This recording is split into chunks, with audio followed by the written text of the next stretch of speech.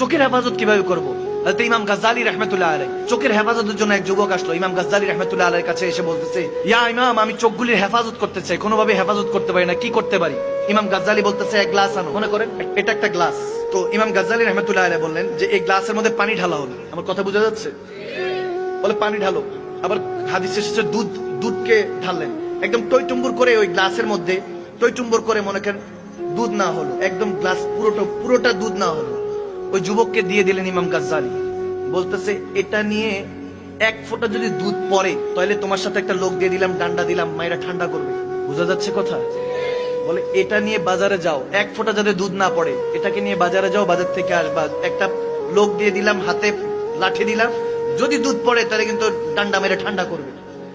ওই ছেলে যুবক করলো কি চাইলাম হুজুর কাছে, আর কি দিল? আস্তে করে আস্তে আস্তে আস্তে আস্তে বাজারে গেল। কত লোক, কত কিছু, কিসের কোনো কিছু পাত্তা নেই, মায়ের ডরে আস্তে করে গেল। আস্তে করে আইসা হুজুরকে দিয়ে বলতে, হুজুর নেন, কি চাইলাম আর কি দিলেন? বলে, কি ব্যাপার, পানি পড়ছে? বলে, না হুজুর, বাইচা গেছি, যে বড় ডান্ডা দিছে, মায়েরা তো ঠান্ডা করে দিত, ঠিক না? এমন ভয় পাইছে। তখন ইমাম গাজ্জালী রাহমাতুল্লাহ আলাইহি বলেন, যুবক, এক ফোঁটা পানি দুধ পড়ার জন্য ভয়ে ওই লোকের মাইর খাবা, এই ভয়ে তুমি দুনিয়ার এই দুধটাকে হেফাজত করলা, কিন্তু ঈমানকে হেফাজত করলা না।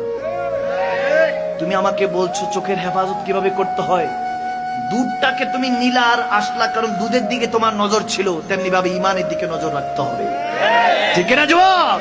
তুমি ঈমানের দিকে নজর করবা, যেমনি ভাবে দুধ হেফাজত ছিল তেমনি ভাবে তোমার আমল হেফাজত করবেন কে? ঈমান হেফাজত করবেন কে?